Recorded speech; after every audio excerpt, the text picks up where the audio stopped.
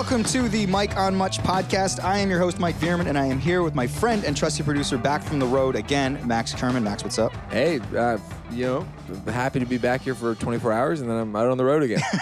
We're also here with our pop culture aficionado, Shane Christian Cunningham. Crane? What's up, Crane? Hey, Crane. Yeah, I'm good.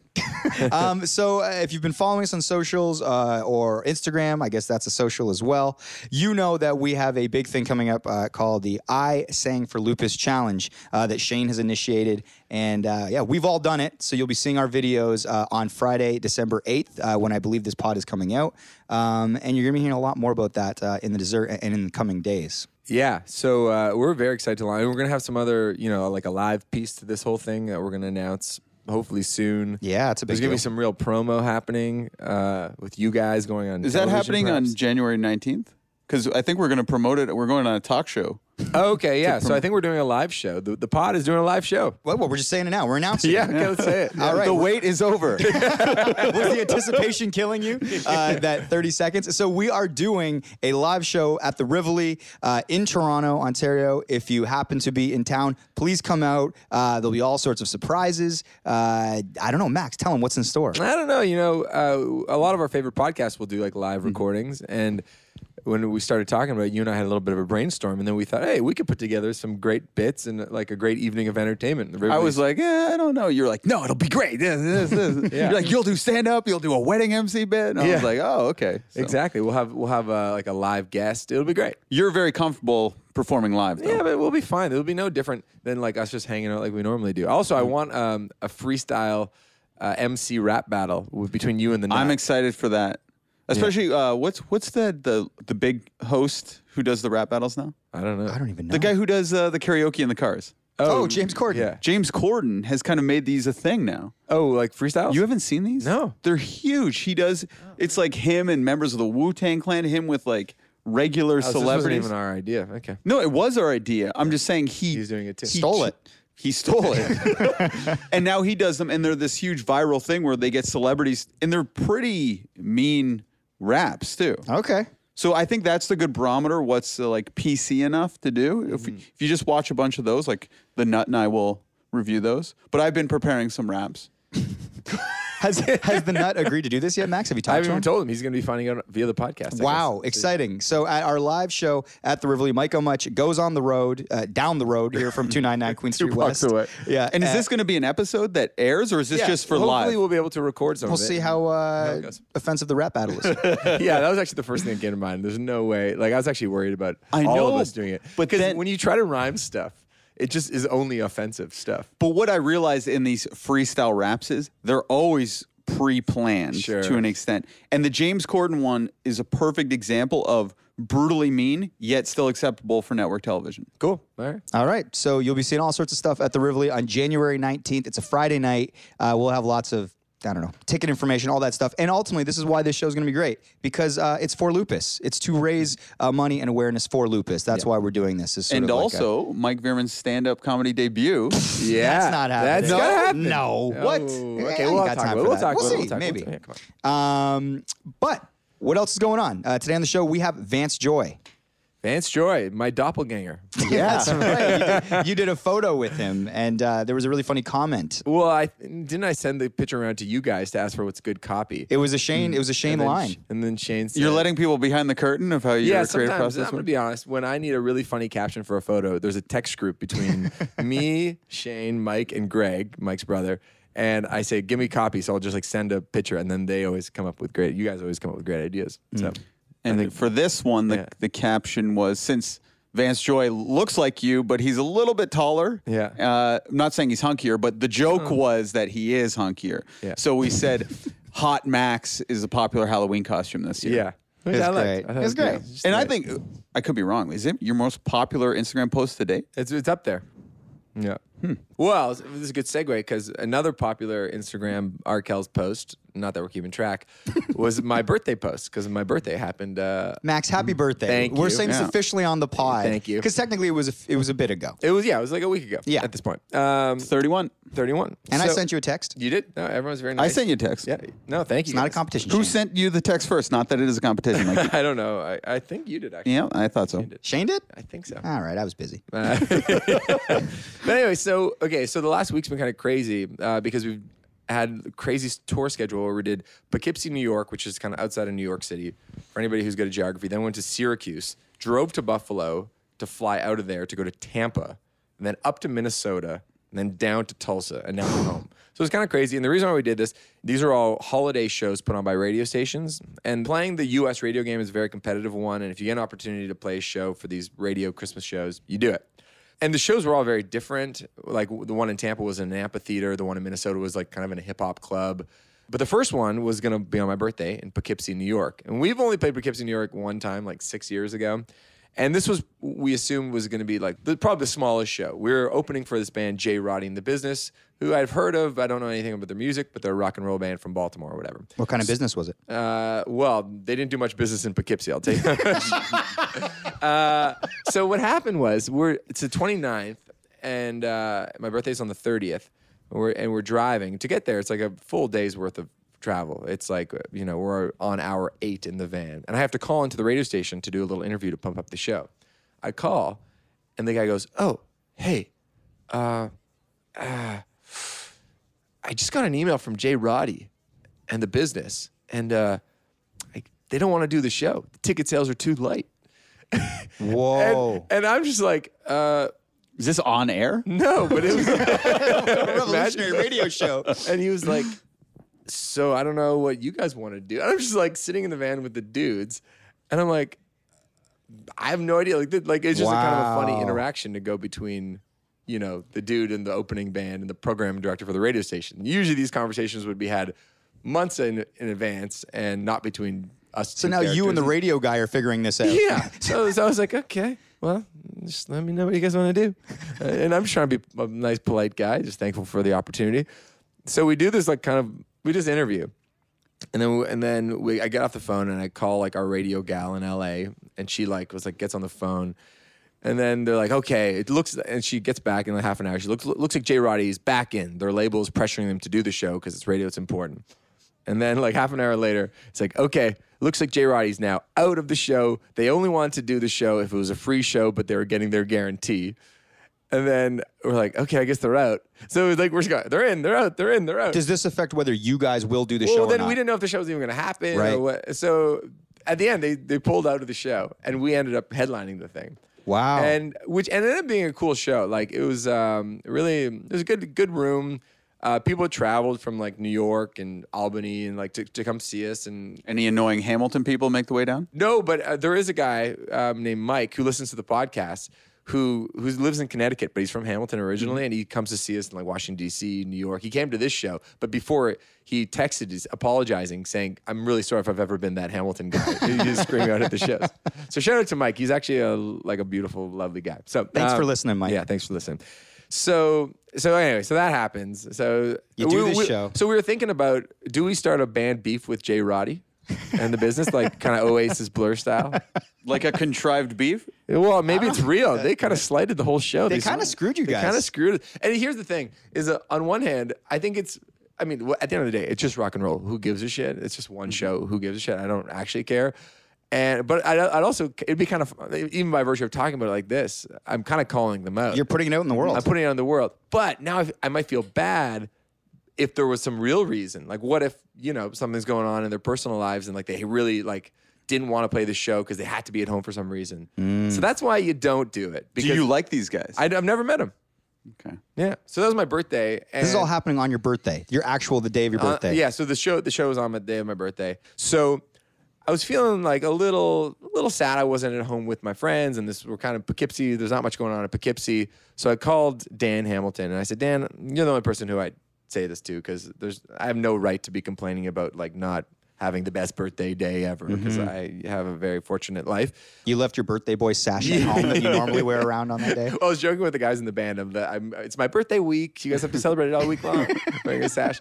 And Dan, I was like, Dan, when I get home, I want to have like a real birthday. So you start planning that. And he was like, I knew you'd be feeling a little lonely today. So What's the plan? I don't know. Dan's going to put it together when I'm back on the 11th that week. Nice. Yeah. So look out for that. Put on our Stay tuned for drinking that. shoes. Stay Yeah. tuned for that. So on this radio tour, I've been really trying my best to really live in the moment and be present. And I got this book on mindfulness. It's actually a family friend who wrote this book. And Wow. Yeah, so it's actually mindfulness, for anybody who's not familiar, is a very simple premise. You could like Google it, but I'll try to explain it here. Is basically just try not to get carried away with any thoughts and narratives you're telling yourself about what's going on around you and what might happen tomorrow. And it's just about being mindful of how you're feeling truly at this moment. And if you're feeling anxious, you can say, okay, just identify that as anxiety. Or if you're feeling happy, that's just recognizing what is happening to you right in the moment. Don't bury your present situation because you're just focused on the future or the past. Or the past, and telling yourself stories about that. Because a lot of times the stories you tell yourself are not even true, right? They're not even reality. So it's really trying my best to live in the moment. Is that possible though? Like what you're saying to do? Well, no, you have to practice. It's like a muscle. It's like you got. But you think it is possible to achieve? Yeah, I think it helps you live a better existence. Because a lot of people get anxiety because they just thinking about, I got to do this, that, and that person doesn't like me. Anyway, I found it to be really helpful in the last week because we had this crazy travel schedule and plane travel kind of gives me anxiety.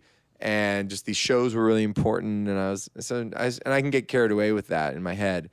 So I was really trying my best to live in the moment, and it was really helping actually. So the book and these wise words really ringing true with me, and I felt a lot better about the whole week. And I was actually enjoying the time with the guys in the band a lot more, just because I was really trying to just like appreciate the fact, we're doing this thing, and that's kind of cool, and I should be grateful for all this great stuff that's happened to me instead of getting carried away with anxiety. So anyway, I called Lauren. And I was like, Lauren, this book's been really helpful. I'm practicing mindfulness every day. And then I said, the thing about practicing mindfulness, you sound like an asshole, You sound like a real asshole. And then Lauren goes, I didn't want to say it. So she's like, I was like, what's another word for this? And she's like, just say live in the moment. I was like, okay, that's fair. So we flew up to Minnesota and we played with Run the Jewels in this hip hop club. It was kind of a funny night because there was a couple local bands on, and there was this guy who played before us. He was sort of like this white Jesus-looking dude. I guess Jesus to some would be white, maybe he's black. Yeah, and we're not going to get into that. Yeah, never but confirmed. He's sort of this like hippie-looking dude who turned out to be a rapper, and the first thing that comes out of his mouth when he comes on stage is like, "This chick was retarded," and I'm just sort of like, "Whoa, okay." I don't know if you can totally say that, and yeah, we're gonna bleep it. Yeah, I guess we'll have to bleep it. Chick and yeah, I think he said something like that, but it wasn't like a fun way of saying it. It sort of had an intensity to it. right. Sure. Some words you can get away with depending on the context. I don't think you can get away with at all. But, but anyway, the way he said it also kind of felt weird. Black Eyed Peas had a song. I know. That was the title. That was a different time. They also had to change the lyric. They did. They said, let's for the radio edit. Yeah. But like that happens often. I don't think you can. It's kind of like that You can Dire even- Straits song where you can't get a version anymore with the original thing. Well, my album still has it on. Like the CD you own. Yeah. I think they Surprised they weren't released able to change that on your CD. I think they put it But out, they and then they released got it. and then they got flack for it because the times were a-changing, and then now they wouldn't even be able to start a song with it. I completely forgot it wasn't Let's Get It Started. Yeah. I completely forgot what the original one was. And I bet you on Apple Music, you probably can't get that version. It's probably anymore. just, let's get it started. Yeah. Man, that's an interesting test. So this guy has this spinning wheel on the stage where he invites a fan up on stage to spin the wheel, and then whatever it lands on, that's like the prize the fan gets. So he invites these three kind of youngish looking, like scantily clad girls on stage. They spin the wheel. The prize is a shot out of his boot that he takes out. So the whole thing is a little bit bizarre. It's like kind of a little. Is it going over well with the fans? No, actually, there was a girl kind of in the VIP standing closest to the stage. The whole set just giving him the middle finger. Wow. Really? Yeah. So people were kind of confused. This one woman, for good reason, was outraged by what he was saying and maybe the way he was objectifying these girls. So anyway, the show ends, whatever. We go upstairs to the dressing room, and where it's a shared dressing room. and I was charging my phone. We were kind of going back and forth between watching the bands, come back to the dressing room, and then I come back to get my charger, but this guy is using my charger. White Jesus. White Jesus. So then I had to kind of think to myself, like, do I just take the charger out, put it in my pocket, and leave the phone there, or do I let him keep charging? I'm like, you know what? If I were him, I'd want the charge, right? Because I get anxiety when your phone's low. So I leave it there. So I come back, and the charger's not there anymore. So then I look around. The room's pretty empty at this point. I see he had his girlfriend there. I see her purse is sitting on top of a jacket, and the charger is just dangling out of the purse. And it's this long, and it's a long cord. It's like it's the meter cord, and which is the you know. So it's it's your charger. Yeah, distinctly mine. So I'm kind of looking around, run the jewels are just about to play. I'm like, it's my charger. I'm gonna take it. So I take it, put it in my pocket, go back to the hotel. Turns out my charger was in the other pocket. I stole his charger. Wow. But still, now he has yours, you have his. No. He stole it out of her purse. Yeah, because I had my own charger with me The whole time. Oh. He now has 2 chargers, and one of them came out of this woman's purse. So the conundrum I have is, do I... This is a very Larry David-esque I know. situation. Well, one member of the band pointed out, it's like, that's karma for saying... Yeah. Wow. Yeah.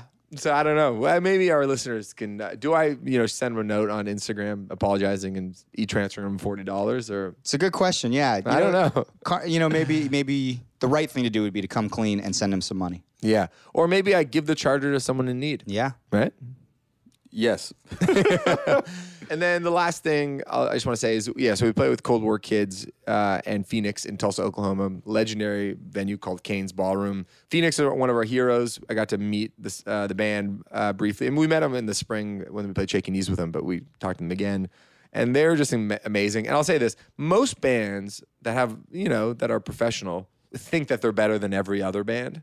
Like that's sort of like kind of the confidence that you kind of need to have. You're like, oh yeah, that band's cool, but we're better than them. Sure. Oh, that band, whatever.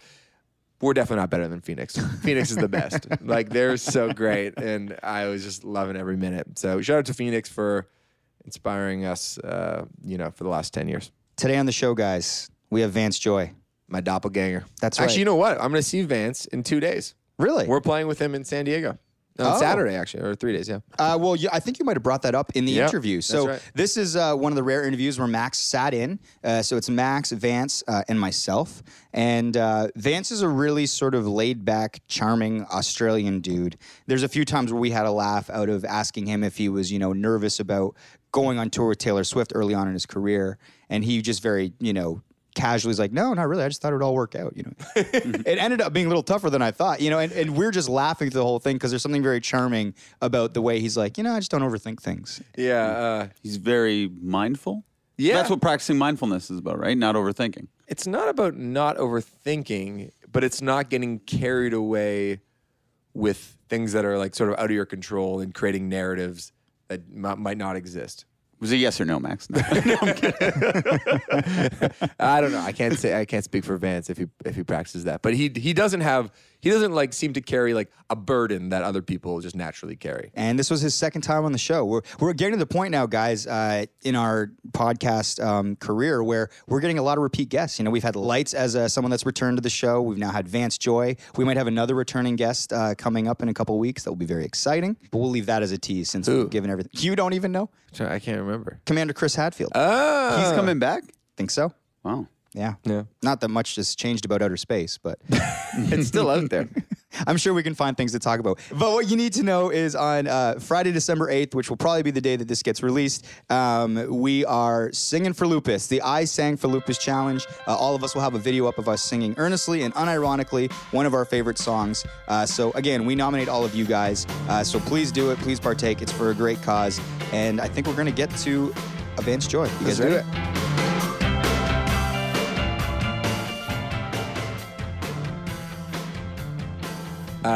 So I play in a band Arkells, and we've done some shows together. Yeah. How's it all going? That's rad. Yeah, it's good. Yeah, normally I miss the interviews. I help prepare some of the questions, but right. when we're off the road, I can be at these things. Oh, sick. Yeah. What's next for you guys? Are you playing some shows? We're doing a North American run starting next for Thursday. We're playing Detroit, sick. Chicago, St. Louis. But we're actually doing San Diego with you. Yeah, we're doing that radio thing. Yeah, the 91X Oh, it's show. cool. Oh, yeah. rad. Yeah, so that should be cool. Yeah, it's good. When did you get into town?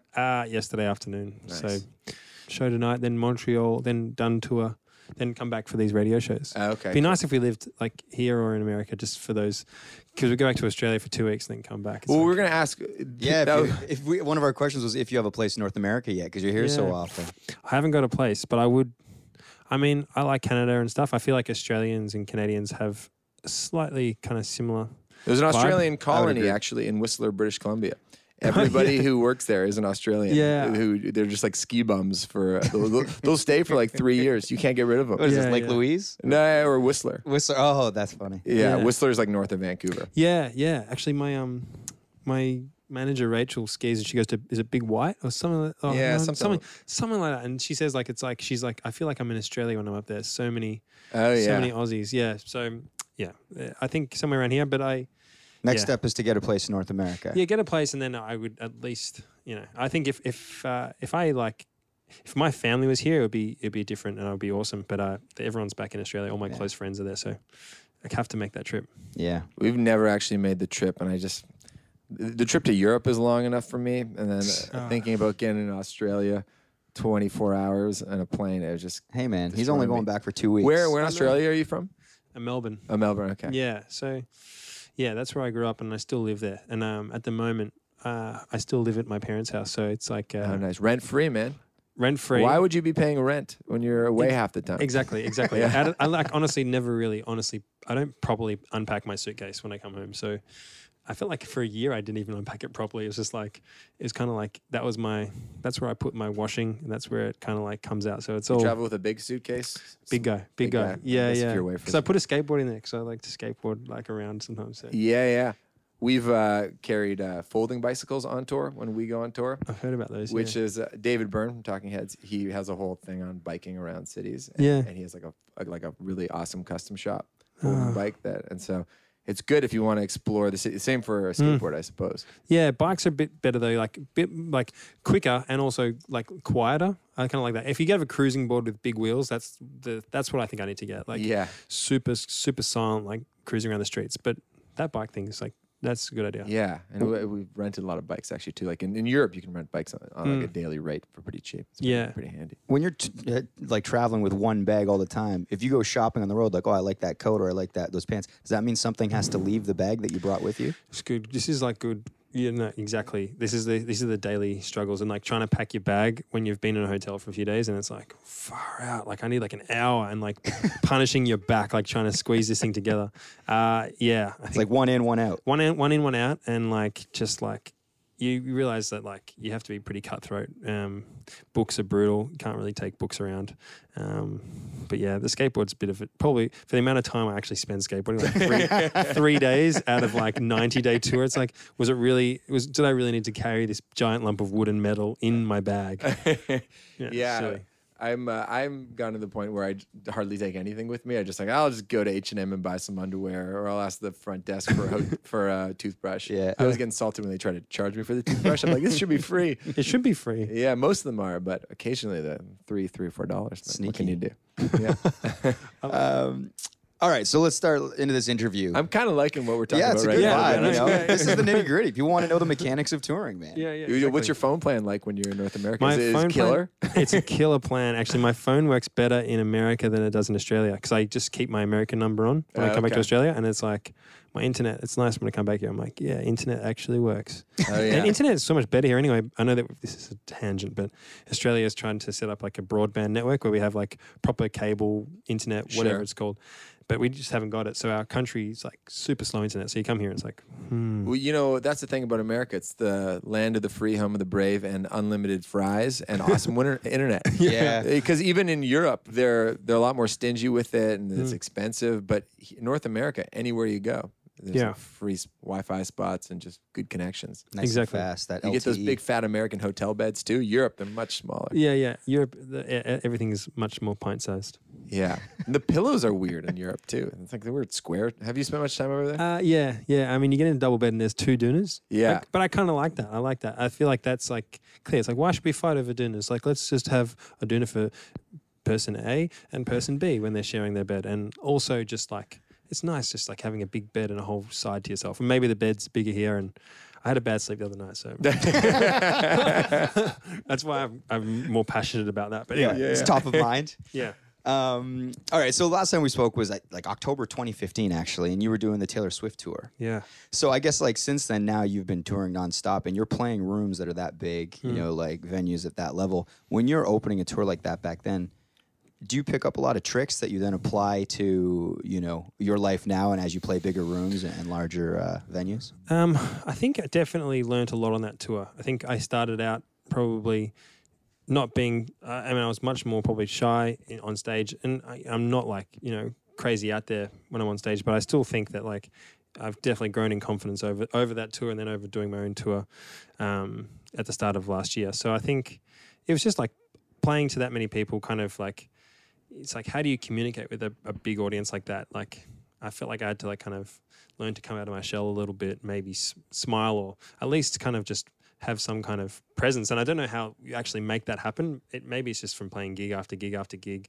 trying things, trying to engage with people who've never heard your music, and win them over. Win them over a bit. Maybe try a couple of things like crowd interaction things, and that was super scary to try that stuff. But I think it was really super like a big learning experience, and just watching her. I mean, I don't know if I got any tips like directly, like, but also just watching her, I'm like, wow, that's how honed someone can become, like how their presence on stage and how like how much they can perfect their craft is like her on display was kind of an example of that. Sure. Yeah, I remember the first time we played the Danforth where you're playing tonight. And it was one of our bigger gigs. This was a few years ago.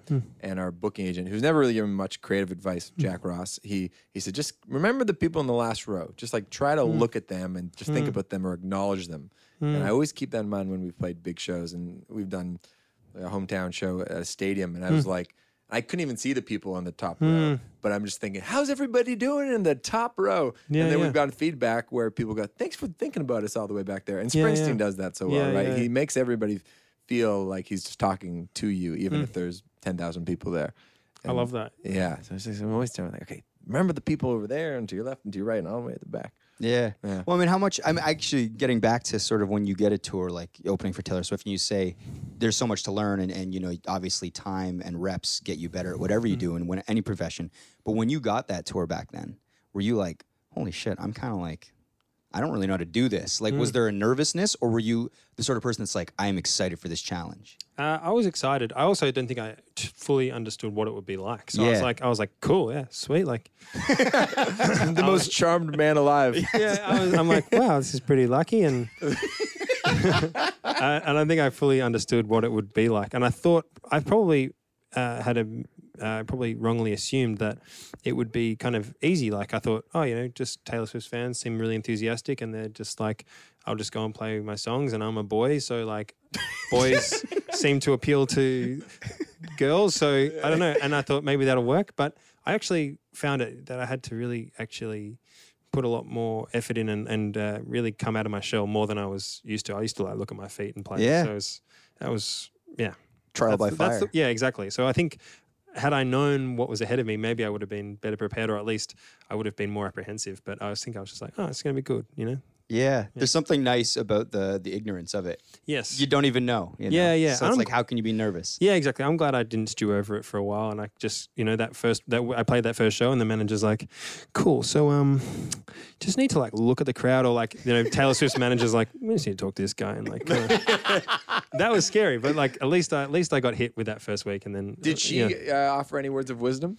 No, not directly. Or is she just kind of a cheerleader, like in terms of she was lovely. Yeah. Like a cheerleader, like a positive, positive force, and like just super friendly. And she always gave me really, you know, great shout outs. And in Melbourne, when we played our last show, which was my hometown, she gave me a big, you know, shout out, which was extra shout out, and met my parents, and it was really cool. That's cool, because the whole family's at that show. Whole family's at that show, and she like laid it on, and it was like, you legend. Yeah. Man, that's she's amazing. always good about it. You always see those internet stories about her like sending flowers to somebody or just going that extra mile just to be a decent human citizen. Yeah. Well, you know, you seem like a really laid back guy, sort of in general, you know. Does anything agitate you, and what does, if it does? I think if I don't have much sleep, I think like sleep is the key to like the next day's performance and stuff. And if you've had a full night's sleep, you can kind of do anything, and you can still do anything, but just like takes a little bit more. Coffee helps. But How many per day do you got? What's your? I honestly need just one. Just one? If it's a hard day, then like maybe two. But I mean, like if it's day off, I really like indulge and I have like 3 coffees. But and What's an your espresso. sleep per night? I like a good 8. I love a good 8, but I mean, like on the tour bus, like as you know, it's like go to bed late, wake up late. So sometimes it's like go to bed at like 2 and wake up at 1 in the afternoon. Oh, It's almost 12 hours. Yeah, Oh. yeah. But I think if your body takes it, it's got to need it. I think so. Oh, yeah, Ariana. I was actually talking about this last night with somebody. Ariana Huffington Post. She has a whole book on the virtues of sleep. People underestimate sleep. Yeah. Like Oh, yeah. athletes, they basically say that, you know, guys when they're younger, they get into like say the NBA or something like that. They don't appreciate how valuable it is to get a good night's sleep in order to perform properly. And I think that applies to anybody because you know, mentally, physically, it's just like to be prepared. Totally. Are you into like meditation or any sort of like mindfulness ideas? I would like to think that is ahead of me. Like I know that I was listening to a David Lynch podcast and he was talking about how he likes to meditate, transcendental meditation and stuff. And I was like, that'd be something to explore. I think I've got some mindfulness, but I really don't mark out space to sit down and just go mantra, meditate. And I think that maybe that's something I should do. We played with you in Detroit in Mopop, and I noticed that's you so were, rad, that festival. Yeah. yeah, it was a good one, right? And I noticed you looked very serene, sitting by the water under a tree, reading a book. Yeah, maybe that was mindfulness. Yeah, I think that's a way to sort of disconnect from technology a little bit and just like have some alone time. Yeah. I don't know. Do you read? Well, I read a bit, and I crave that alone time after a couple of days in New York. I was busy doing lots of meetings and or whatever, and shows and promo, and then and it might not be meditation, but it's kind of meditation, like reading a book and sitting down. It's like you're not looking at your phone too much, even though it's like maybe a page or two. Then you look at your phone, but at least you're breaking up. Yeah, you're very honest. It's not pure phone. It's not pure phone meditation. Yeah. So yeah. That was cool though. I loved that, sitting by the water there, and there was the masseuse like next to us. Yeah, she was lovely. It was good. Yeah. Yeah, when you get the masseuse at the festivals, there's nothing like it. Yeah. I actually went to a vocal coach for the first time. And have you ever done any vocal training? Yeah. I just warm up techniques, which have been super important. Yeah. See, I'm just learning this. I went last week for the first time. It's very embarrassing. I've been in a band for 10 years. I've never done it. But she said you get a lot of tension in your neck and back, and like if you get a masseuse to work that out at the festival, really. Yeah, it totally helps. Muscles in your neck all around, and I do my warm-ups every time I sing, and I lost my voice for 2 months because I was so burnt out after 2013, like just a bunch of touring. Wow. And 2 months I couldn't sing high notes, and it might have been a mental thing as well, just being overworked. But how long do you warm up for? about at least 7 minutes or something. Yeah. 5 minutes, 5 or 7 minutes, and then I just sing a couple of lines, and I think it's kind of essential just to even mentally prepare yourself. Sure. Yeah. Yeah. Well, to get back to the new single, Yeah. Who produced that? This is produced by Dave Bassett. Dave Bassett. He's a guy he lives in Malibu, and he's done a bunch of songwriting and production. He's written songs with Elle King. He wrote a song with Rachel Platten, which is called Fight Song. Which is like a Oh, pop yeah, song. yeah. Yeah. Oh, cool. So he's like a pop writer, but he's also done like stuff with like there's a band called Shinedown. It's like a heavy band, right? heavy band, yeah. They're Atlantic band, I think. Too. I think so. Yeah, from back in the day, and like, so he's done like he's got like quite an array of work that he's done, and I went in with him, I just like it's kind of super quick production. It's like the room is like maybe this big, which Wow. is small. This is like an office, like pretty not huge control room, and then like it's in his house, and then there's a small room. So we do the drums at like Sunset Sounds in LA, and then just spend a couple of days doing the other stuff, and I just love that kind of quick. Like bang, bang, bang, bang, bang, cool. Well, when you've had the success that you've had, like with Riptide, I'm sure there's like a million producers that want to work with you and get on sort of the next single and all that. Did you have a lot of people coming at you and saying, "Hey, man, like let's do this"? And how picky are you about choosing that and sussing out who you want to work with next? Yeah. I let my A&R guy, Stefan at Atlantic, he kind of like will just suggest people. And I'm like, cool. Like you look at this guy, we worked with a guy called Phil Eck, and you work with, he did like the Shins and. Yeah. Did he do Fleet Foxes too, I think. He did Fleet Foxes, yeah. So he's like got, amazing body of work. So we did a few songs with him, and then basically we kind of didn't commit to one producer for the album just because I felt like I was writing. I only had 3 songs, so I'd go do those 3 with this producer, and then come back home, write a few more maybe, and then take them to someone else. And it was never like, and it felt right to do it with Dave because, I just liked his vibe, and we'd done some co-writing before, and it's like, it just felt like I liked the sound that he did on those demos when we wrote together. So he was a good, clear choice for that. But I think with producers as well, like there is sometimes a sense of like, there's the A&R communicating with them, and then there's also you. So if you're like in direct message with your producer, and they're like, when are you going to come back and hang out and like record more songs? It's kind of like, it's the reality of, I think, having that relationship, and it's maybe a reality of being in a band. And it's like, you're like, oh yeah, I don't have any songs, but cool. And it's like you're friends, and you know that you can do great work together. But until you have a song to bring to them, it's kind of like there's really not much to work on. Not much to work with, and also like maybe it's another added pressure because you're like, fuck, I don't have a song. Or like they send you a message like, let's go do some stuff. It's like, cool, I better write a song because the producer's ready to record, It's like, it's a funny thing. But I think those pressures are always going to be there no matter what. And so... Yeah. That was one thing we were talking about is what's the most fruitful creative space for you to be writing? Because I know you're a busy boy on the road. Like what's... Like are you writing on the road like when you find time, or are you the sort of guy who like needs to go to a cabin in the woods and like hunker down to really sort of get it out? I think I've been productive at home. Living in Melbourne, and also I've written a couple of songs on the road, so there's no definite answer. Like you have no one method. No one method. I think smart, because the more precious and superstitious you get, the more f***ed up you'll get too. Yeah, I definitely have been superstitious before about it. Yeah, and that's why I try to be like. I was just, before this interview, I went over to the music store, and I was like, maybe I can come up with something sweet in 15 minutes. And I got a couple cool little ideas. But sometimes, like, just, all right, I got 15 minutes. I'm in a random room with a guitar, and then I'll put in a voice memo together. And like, there might be something there. I like that. I think those little moments can be super, can lead to great things. Like, you might just have a little idea, and it's like, you don't have to write the whole song, but just that little snippet.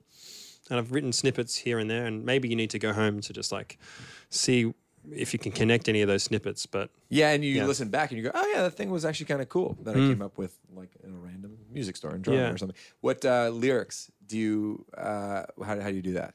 I just write into my phone, really. I just like be reading a book, and I'll just see a line I like and write it into my phone, and then go back over the voice memos and just see if there's anything there, or sometimes transpose it into a diary and write out lyrics. And so you just have it like on your notepad on your phone, just like a little idea. Yeah, me too. Yeah. And like I'd say 70% of them are, when I look back, I'm like, that's a terrible idea. Yeah, but then there's some good shit in there as well. There's always a lot of crap. It's like a lot of mediocrity in there. And it's like, you look through it and you spend like an hour looking through all your notes, and you're like, okay, 2 sentences. But at least I think that's just the way it is. And you just try and reduce it down to like, is there a few good lines there and a few good words? And if you can, that's just the way I think it's always going to be like, it's not always going to be like heaps of great stuff. It's always going to be like not much great stuff, but you got to just the trick is just doing it. Sift through it. Yeah. Yeah. We did a thing for Neil Young. He was just inducted to the Canadian Songwriter Hall of Fame at Massey Hall. And we got to play 2 songs for him. Cinnamon Girl and Keep on Rockin' the Free World. And he came up and had a speech, and he was talking about songwriting.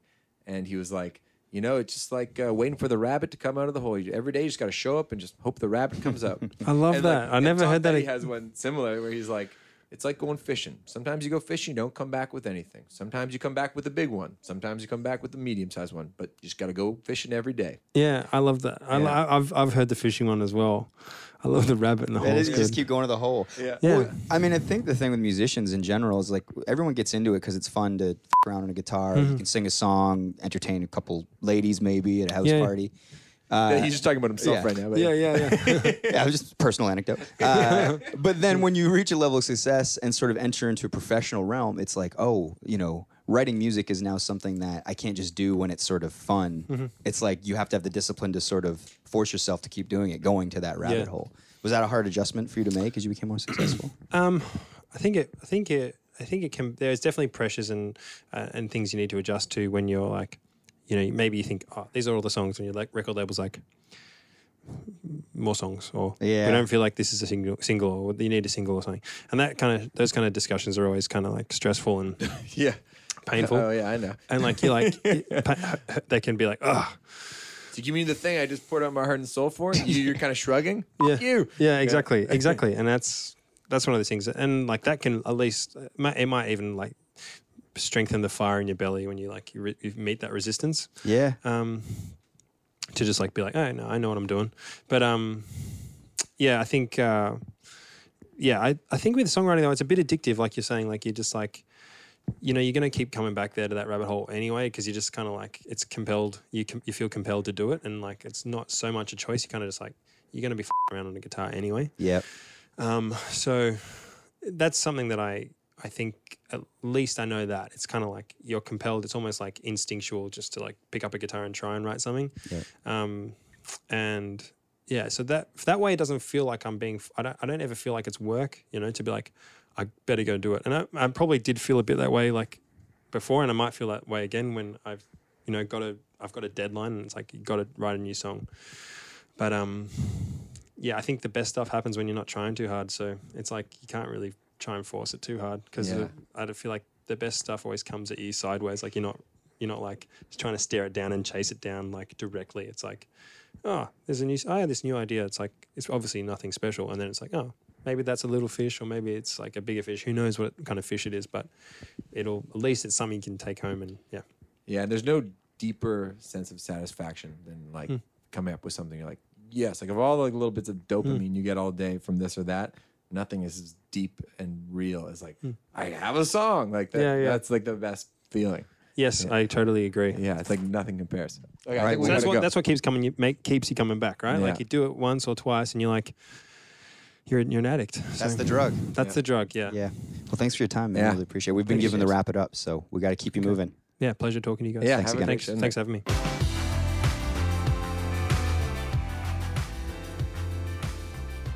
Welcome to The Dessert. We are joined by our friend and pop culture aficionado, Shane Cunningham. Shane, what's going on? Update on the test results from the amniocentesis from my pregnant wife. They came back as a false positive.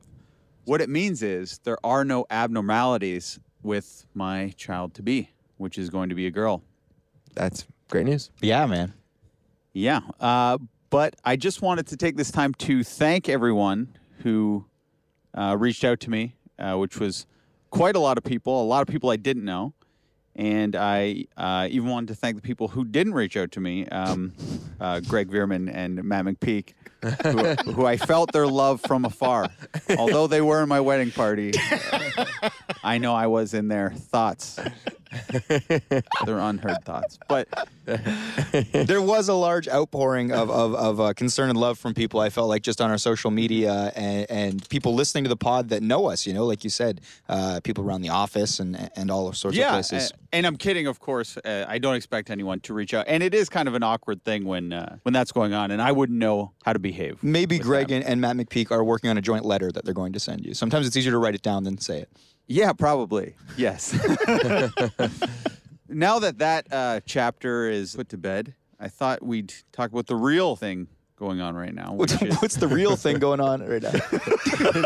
Not your first pregnancy Well, ever. no. Well, we can't harp on it forever, you know. I yeah. didn't know it was going to be a big 3-episode thing. We're pursuing Nathan Fielder. Yeah. Wait, let me record this. We're pursuing Nathan Fielder for the big guest, possibly for our 100th episode. I do not know. And we're getting on some morning talk shows now That's right. for the Lupus Challenge, That's right. It's exciting. which you both have done yours. Yeah. We've done our Lupus I Sang for Lupus Challenge. That's right. We've recorded them. They're going to go up on December 8th, which is when you'll most likely be listening to this podcast. Not that they weren't good, because they were great. It's just your guys are probably less exciting and interesting because you guys have such good voices. That I think the key to this is people who don't typically singing. Get out of your comfort zone. And I think that's the endearing, kind of cool, fun part that would give this any virality should it take off. And to increase our chances, we're nominating celebrities. Yeah. You nominated... DeMar DeRozan, Melissa Merck, and J.R. Diggs. That's who I nominated. And DeMar DeRozan, of course, superstar for the Raptors, and his mom suffers from lupus. He's affiliated with the Lupus Foundation of Canada. So we're hoping that he can participate. And who did you nominate, Max? I did Lights, Shamar Moore, and Just Rain. Yeah. Just Rain. Who has better abs, Lights, Shamar Moore, or Just Rain? There's a lot of abs in that group right there. Yeah. I would assume Just Rain does not have abs. No? Maybe. He seems like a sneaky, ambitious guy who like works out all the time. Just doing crunches when he's not making viral videos. Yeah, or while he's making viral videos. He could just do a video of crunches and it would go viral. But are you guys wondering why I'm filming you right now? Yes, it's a little odd. But Max is, of course, acting because we were. Okay, let me explain this. Yes, so sorry for our listeners. He's holding a little mini video camera right now. It looks like it's like a little cube with a lens on it, and it's like a GoPro. It's a GoPro. Most people know what a GoPro is. This is an imitation GoPro by the brand Cobra. And you are uncomfortably filming Max and I as you speak right now. Yeah, it's an In the Arkells band. It's an adventure. It's an adventure HD camera. The reason I have this camera in the first place is I've been working at Bell Media for 10 years, and they give you a gift every 5 years. So I wanted to get the most expensive gift in the booklet. That they give you a little pamphlet with. Naturally. Yeah. So It's a good play. and you know I have a baby coming out in a few months. Coming out. like some movie. She drops in about Yeah, 5 months, literally. She drops May 12th. And I thought, oh, this will be our like baby camera. And I'm going to make a little documentary, document the child's life. And this will be like our, you know, when you're young, your dad has like a high-8 camera or something. My dad didn't, but I've heard Mine of didn't. No, yeah. better fathers It'd doing be that awesome if my sort of dad. thing. Yeah. So I thought, you know, I'm going to be like video dad. And then I got into actually looking at the footage that this thing films. And Cobra should be so ashamed of themselves that they're giving this to employees for, you know, who've put in 10 years of service. This is the shittiest camera I've ever seen in my life. To call this HD is a joke. Like, I don't even know if the acronym HD is what they think it It is. doesn't stand for high definition. Yeah, like, I'm trying to think of something funny, but maybe it'll come to me later and we'll edit it in. Huge dump? Because that's honestly... It's a Cobra huge dump. Yeah. Yeah. So I was like, what do I do with this thing? Alex suggested I throw it out because we did start in the initial phases of this. Alex and I were excited and filming little videos with this. Then once I looked at it, we were like, oh no. So then I thought maybe it would be funny or interesting, and this could be a huge bore, to do a little doc on my stepdad, Brad, filming his Lupus challenge. I Sang for Lupus challenge. Right. So Stepdad Brad's singing his I Sang for Lupus challenge, and you're going to do a behind-the-scenes doc on the making of. Yeah, I guess it's going to start out with Alex and I's excitement over the camera, and then it's going to devolve into us not giving a shit about it anymore, and then it's going to go into Brad doing his Lupus challenge, because that's really the only thing I can find use for this at this point. Are you going to submit this doc to TIFF? I don't know what I'm doing. This is going to be a huge bore, maybe. I was a little bit inspired by, you know, Nathan Fielder's Thinks Outside the Box, and he did this Finding Francis doc, and it's 2 hours long. It was really inspiring. And I was like, okay, what would Nathan do if he got a really shitty product? He might do something different with it and, I don't know, expose Cobra for the horrible manufacturers that they are. Maybe you got a lemon. No, I looked it up. Oh. There are so many complaints about Okay. this camera. I'll get really? into it in the doc. You should do a doc, and you should go visit their headquarters and, Yeah. and interview the the people. Who Yeah, get to the head of the snake. Well, Yeah, but it will all be shot on a hidden Cobra. well, what I'm thinking of, Is that a Cobra hat, sir? It's just on the front. it's hissing. Yeah. But what I was, But it's the camera malfunctioning. but what I was thinking was maybe just owning it, and maybe we get a Cobra sponsorship. Who knows? And this is like the official. Good luck now, brother. But maybe I make like little docs with this camera Yeah. for Mike on Much, and just it's like filmed with Cobra HD Adventure Cam. Yeah. And we just make a total lark of it and kind of troll them in a funny way. Yeah, well, it'd be like your own distinct aesthetic because it sounds like nobody else is using Cobras at all. So it's not like a like a popular look, right? Everything you film has like a yellowish grain to it. It looks like it's from like the 80s.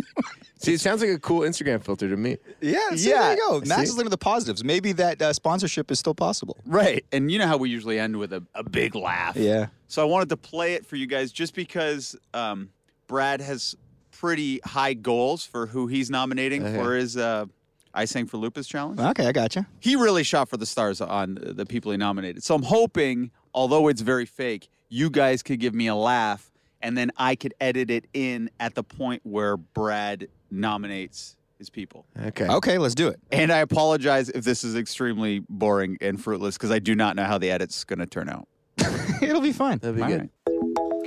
So I just got a text message from Shane. He's going to be home really soon. Today he celebrated his 10-year anniversary with Belle, and they've given him this gift. Hey, baby. Hello. You excited? Do you know what it is? Did I tell you? The camera, right? Well, there's only one way to find out. Big occasion. GoPro Woo! style camera. A style camera. Well, it's not official GoPro, but it is a... See how that's a Cobra there? Let's see. This is a Cobra. Hold on. Oh, yeah. That's a Cobra sound. Editor's note, it's 12:30 a.m. right now. I'm still at work. This doc is a lot of work. And the more I got into the footage, the more I realized I actually want to make this documentary half good, which is kind of funny given the stupid subject matter of it. So I won't be able to make the deadline for this episode, and I will show you this doc when it is finished, which is hopefully next week. Anyway, I will cut straight to my stepdad, Brad, doing his I Sang for Lupus challenge, and you can hear who he nominated. Jingle bells, jingle all the way.